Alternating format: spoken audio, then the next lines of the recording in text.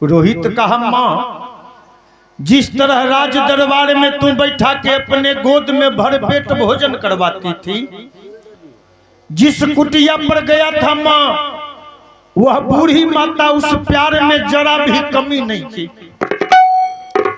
वो बूढ़ी माता अपने गोद में बैठा के तेरे बेटे को भर पेट भोजन करवाए।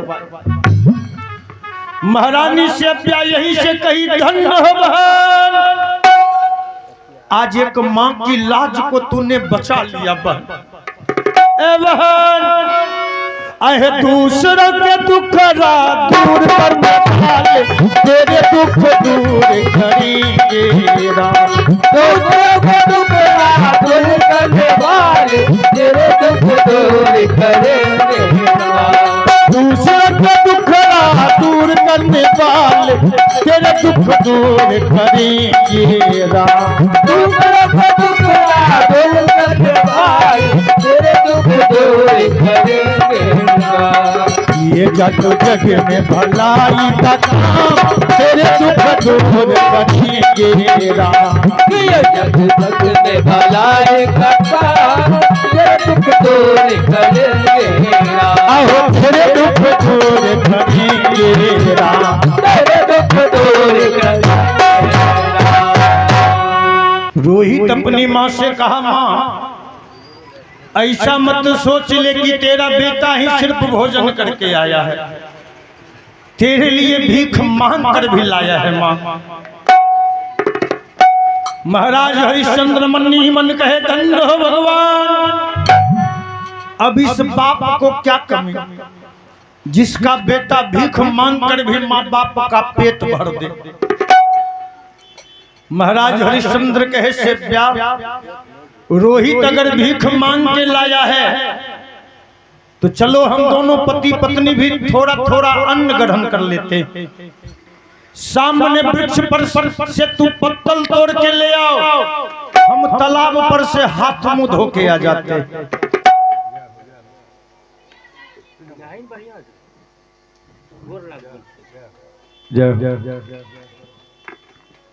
देखिए ये हैं दिव्यांशु कुमार पिता विनोद यादव। दिव्यांशु कुमार जी के तरफ से ये द्रव्य से सुशोभित माल्या अर्पण किए हैं। इस सम्मान के लिए बहुत बहुत धन्यवाद। और झोटा वाले शिवम के तरफ से भी पुरस्कार है, बहुत बहुत धन्यवाद शिवम को। भगवान से प्रार्थना करते हैं बहुआ दीर्घायु हो, होनहार हो, माता पिता समाज के नाम को रोशन करे, ये कामना है। पुनः मैं निवेदन कर रहा था, कथा सुना रहे थे। अब महारानी सेव्या गई पत्तल तोड़ने के लिए और महाराज हरिश्चंद्र गए तालाब में हाथ मुंह धोने के लिए। भोजन वाला गठरी रोहित जो लाया, पीपल के वृक्ष के नजदीक रोहित बैठ गया और 7 दिन के बाद जो रोहित को भोजन मिला था, रोहित उसी वृक्ष के जड़ में बैठ गया और निंद्रा देवी की ऐसी कृपा हुई कि रोहित उसी वृक्ष की जड़ में सो गया। अब गठरी रह गया सोना। विश्वामित्र सोचा रोहित बच्चा है, रोहित को भोजन मिल गया, कोई दिक्कत नहीं। लेकिन हरिश्चंद्र और सेव्या के मुख में एक दाना नहीं जाने देंगे।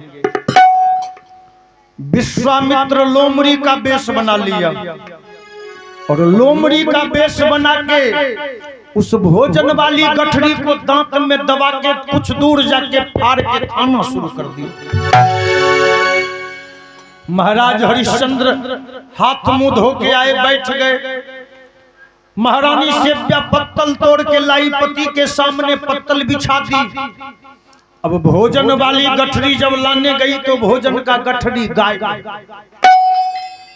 महारानी सेव्या सोची कि भोजन की गठरी यहीं रखी थी, कहां चला गया भोजन की गठरी।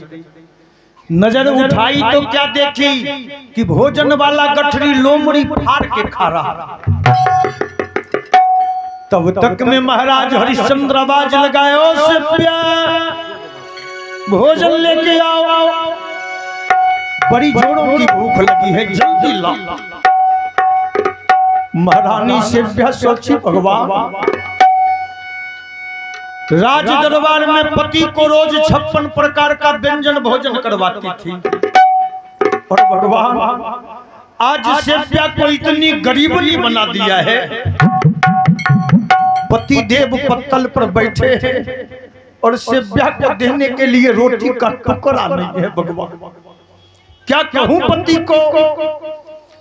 तब तक में महाराज हरिश्चंद्र देखे कि सेव्या रो रही है।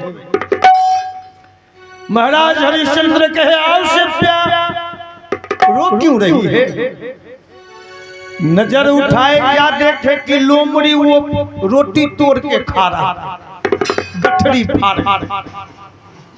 महाराज हरिश्चंद्र एक बार पत्तल से उठ गए और कहा, सेव्या, वो रोटी मेरे और तुम्हारे भाग्य में नहीं था, वो रोटी लोमड़ी के भाग्य में था, वो लोमड़ी खा रहा। चलो। रोहित को साथ किया, काशी के बाजार पहुंच के महाराज हरिश्चंद्र महारानी सेव्या और रोहित को चौराहे पर बैठा दिया और खुद चौराहे पर खड़ा होकर खरीदो खरीदो का नारा लगा दिया है। खरीदो खरीदो का नारा जो लगाया, उसी समय उधर से काशी के बाजार से एक युवक आ रहा था। युवक आके कहा कि बाबू, तुमको पता नहीं है कि ये काशी का सारा बाजार बंद पड़ा है? महाराज हरिश्चंद्र कहे, क्यों बंद पड़ा है? कहा, पागल हो गए हो, तुम नहीं जानते हो कि हमारे देवता जैसे महाराज हरिश्चंद्र एक ब्राह्मण के बहकावे में आके न जाने तीनों प्राणी कहां चला गया है। तीनों प्राणी जब से अयोध्या का त्याग किया है, ये काशी का सारा बाजार बंद पड़ा हुआ। महाराज हरिश्चंद्र मन ही मन कहे, धन्य हो भगवान, इस हरिश्चंद्र के लिए काशी का सारा बाजार बंद पड़ा। आहो अगर दिल किसी का आहो दुखाया न होता, अगर दिल किसी का दुखाया न होता, अगर दिल किसी का दुखाया न होता, अगर दिल किसी का दुखाया न होता, अगर दिल किसी का अगर दिल किसी का दुखाया न होता, अगर दिल किसी का दुखाया न होता, अगर दिल किसी का दुखाया न होता, अगर दिल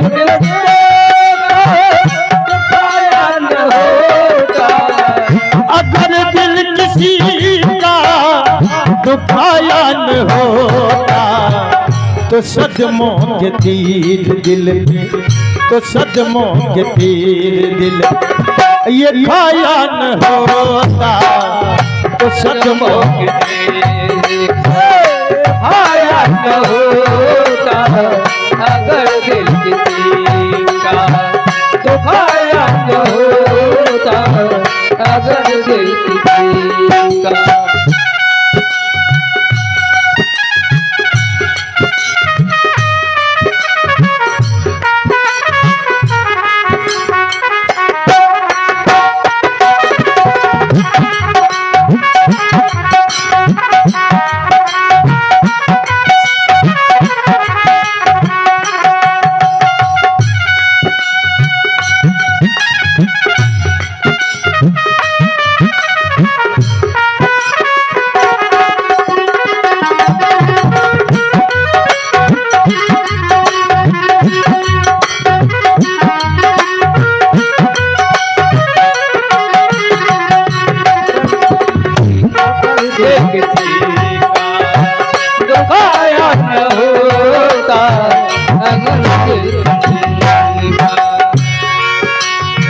न होता जबान में तू घर से बेघरी, न होता जबान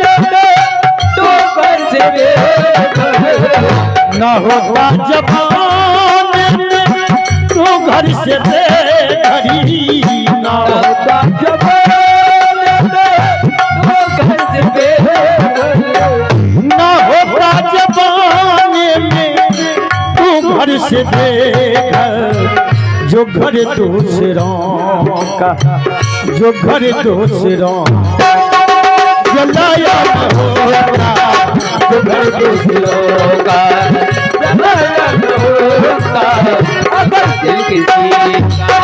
अगर दिल किसी का दुखाया न होता, अगर दिल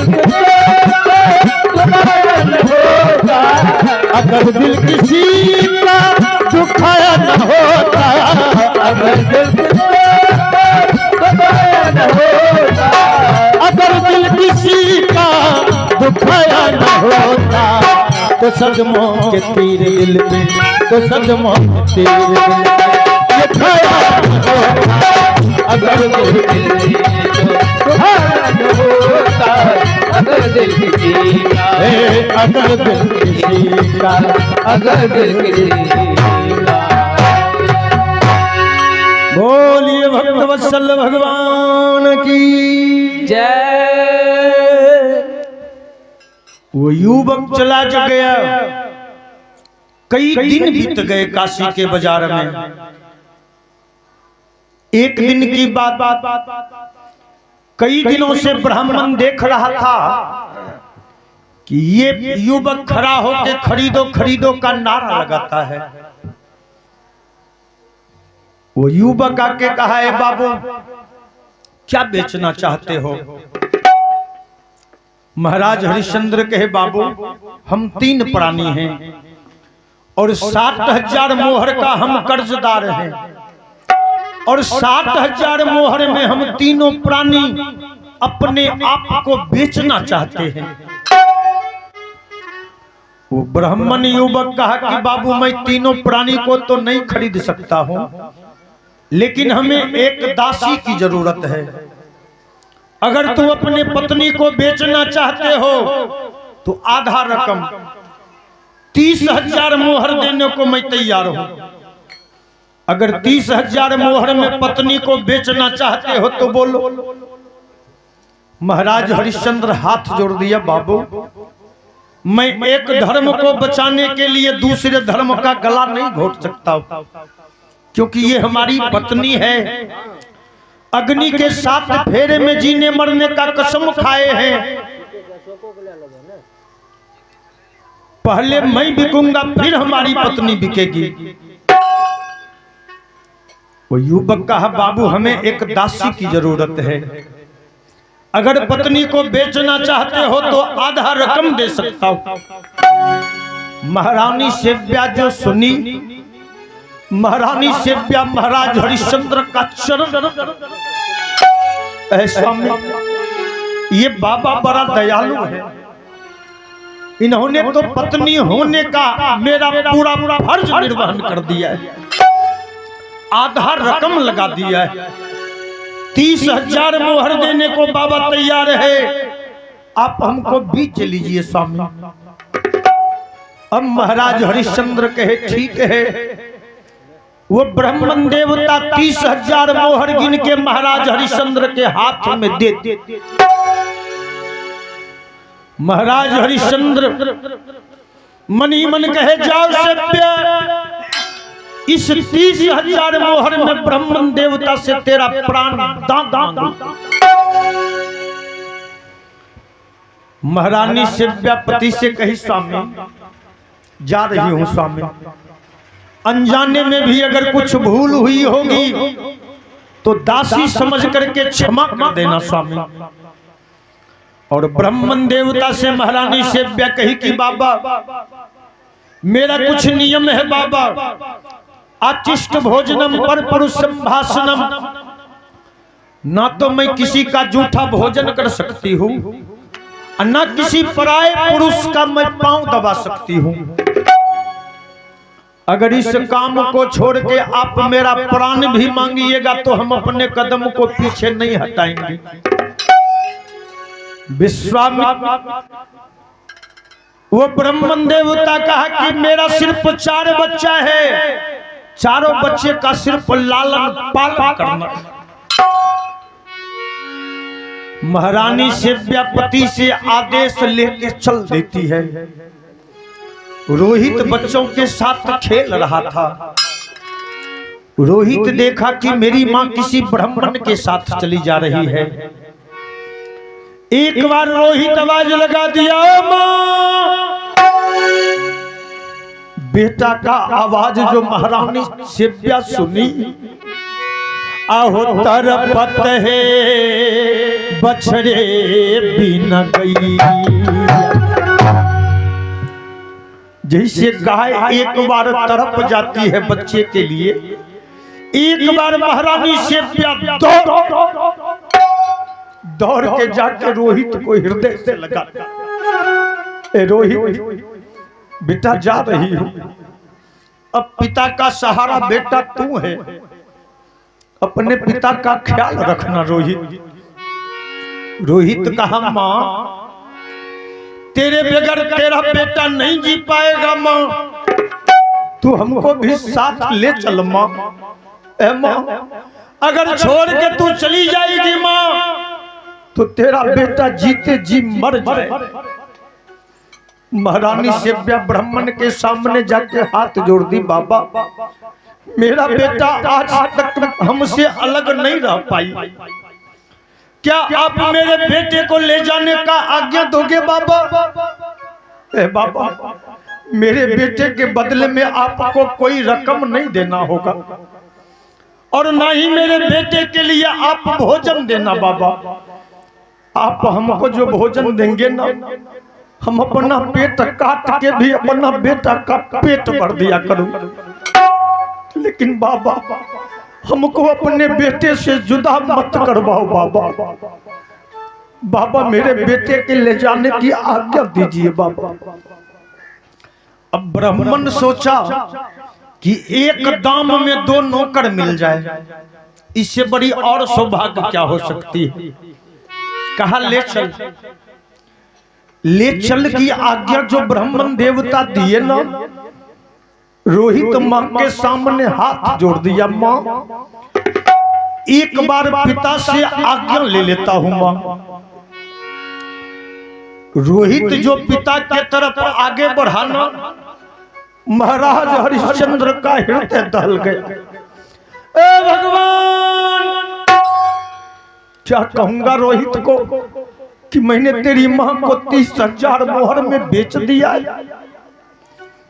रोहित जो आने लगा, एक बार रोहित आके अपने पिता के चरण पर बैठ गया और चरण पर बैठ के कहा, पिताजी, मां के बगैर आपका बेटा जी नहीं पाएगा, क्या आप मां के साथ जाने का आज्ञा दे सकते हो पिताजी? महाराज हरिश्चंद्र कहे, जाओ बेटे। ए रोहित, इस 30,000 मोहर में तुम दोनों मां बेटे का प्राण दान मांग लेंगे। लेकिन रोहित कहा, पिताजी, एक बात रोहित को सर्वदा खटकता रहेगा कि कर ना सके हम सेवा पिता का, किस्मत ही कुछ ऐसी थी। कर ना सके हम सेवा पिता की, किस्मत ही कुछ ऐसी थी। कर ना सके हम सेवा पिता का, किस्मत ही कुछ ही ऐसी थी। कर ना सके हम सेवा पिता का, किस्मत ही कुछ ऐसी थी। जीरी बाजी हारी गए हमें,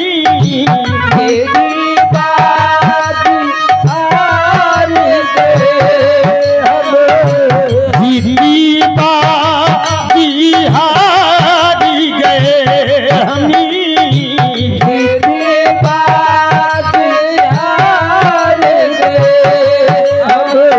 किस्मत ही कुछ ऐसी कर ना सके हम सेवा पिता का, किस्मत ही कुछ ऐसी थी कर ना सके सेवा पिता का, किस्मत ही कुछ ऐसी थी। किस्मत ही कुछ ऐसी थी किस्मत ही